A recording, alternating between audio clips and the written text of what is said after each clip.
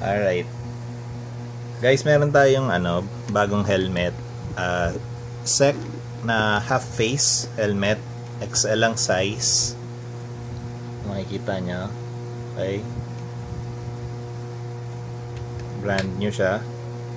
Ayan, XL lang size. Okay.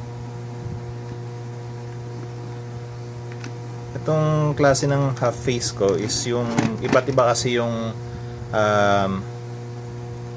tawag nito, itong pindutan niya dito sa gilid para matanggal yung visor niya.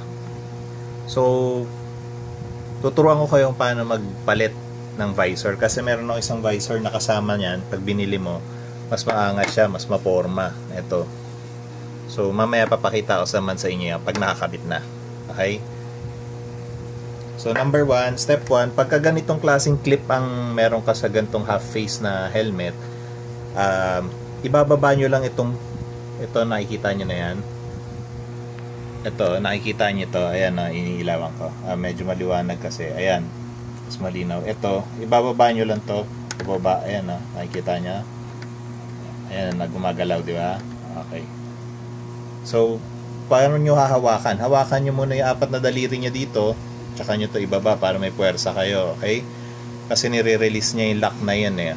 Kung makikita nyo, may lock yan na may spring. Ayan, no? Ayan, tingnan nyo, gumagalaw. Di ba? Pero importante, itataas nyo muna yung visor para mayangat nyo. Then after nun, pagka gano'n nyo, iaangat nyo lang. Okay? Tanggal na siya. So, tapos doon naman tayo sa kabila. Sa kabila, same process lang. Kalang may 4 na daliri mo dito, baba mo doon. Tapos, ayun, gano'n na. Simpleng-simple lang. Tanggal kagad. Di ba? So, pagkatanggal niya,